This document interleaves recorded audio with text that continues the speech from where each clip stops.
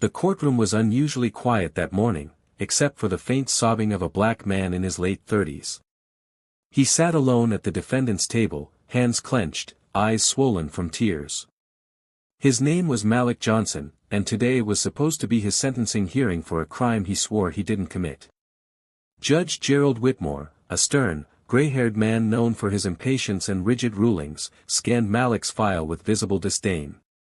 "Mr. Johnson," the judge began, "are you really going to cry your way out of this?" A murmur spread through the courtroom. Some smirked. The bailiff, standing stiffly at the side, looked away awkwardly. Malik didn't respond. His lips trembled as he stared at the floor. "I see grown men cry all the time," Judge Whitmore continued, voice dripping with sarcasm. "But few with records like yours. You were arrested near the scene, matching the description, and your past isn't exactly squeaky clean. So, save the theatrics." Malik tried to speak. "Your Honor, please." Whitmore raised a hand. "No speeches. You're a grown man. You should have made better choices." Malik's public defender looked down, powerless and quiet. The court reporter tapped her keys rhythmically. No one looked at Malik with an ounce of empathy. Then, just as Judge Whitmore prepared to deliver the sentence, the back door of the courtroom opened, and everything changed. Heads turned as a tall man in full military dress stepped into the courtroom. His posture was perfect, his face expressionless, but his eyes burned with purpose. On his chest were enough medals to stop a parade. The silence was instant. Even the judge blinked, visibly startled. The man walked forward and stood tall beside Malik. "Permission to approach the bench, Your Honor," he asked in a deep, commanding tone. Judge Whitmore hesitated. Who are you?" "I'm General Victor Langston, United States Air Force, 4-star. Retired. And this man is under my protection." Gasps rippled through the courtroom. The judge leaned back in his seat.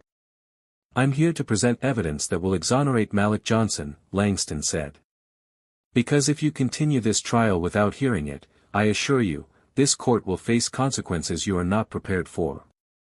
Whitmore cleared his throat, suddenly unsure. "General Langston, this is highly irregular." "Irregular," the general repeated, stepping forward. "So is jailing innocent veterans." Whispers surged around the room. "Veteran?" The judge stammered. "Veteran? This man?" Langston turned to Malik. "Tell them." Malik hesitated. Then nodded. "I served 2 tours in Afghanistan. Sergeant. Honorably discharged.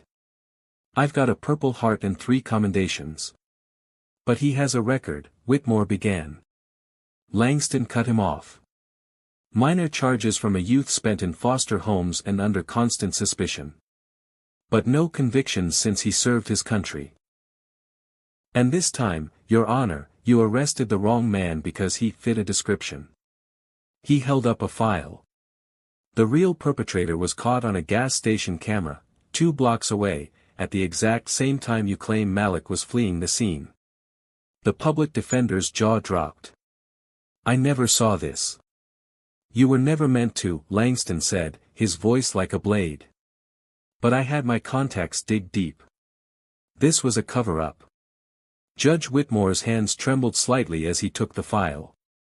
This isn't protocol," he muttered, scanning the contents. His eyes widened. The footage was undeniable. Another man, same build, similar clothing, was caught committing the theft while Malik was miles away. It was time-stamped and verified. Langston leaned forward. "What's more alarming is that this evidence was in the possession of the local precinct, sealed under the desk of a corrupt detective you've known for 12 years. You're accusing my courtroom." "I'm accusing a system that discards black veterans like trash." The courtroom had gone still. Even the bailiff stood frozen. A voice from the back called out, "How many other files have they buried?" Whitmore swallowed hard. I'll need to call for a recess. No, Langston snapped. You'll release him. Now. Malik stood, tears still in his eyes, but now there was something else in them, strength. Your Honor, he said quietly. For years, I served this country hoping it would one day protect me the way I protected it. Instead, I came home to suspicion, stop and frisks, and now this. Judge Whitmore looked shattered. I've made mistakes, he admitted.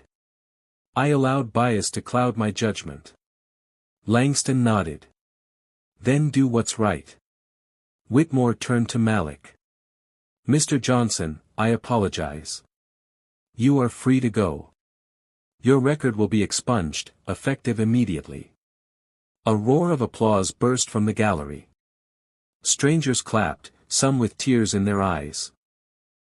Malik looked around, overwhelmed. Langston put a hand on his shoulder. Let's get you home, soldier. As they walked out together, Malik finally smiled. Epilogue, the news breaks. That evening, national headlines exploded. Innocent veteran freed after courtroom bombshell, general exposes hidden truth. Hero walks free as judge faces backlash over mocking disabled evidence. The clip of Langston walking into the courtroom went viral. Millions watched. Thousands marched. A senator tweeted, "We owe our heroes justice. What happened to Malik Johnson must never happen again." And as for Judge Whitmore?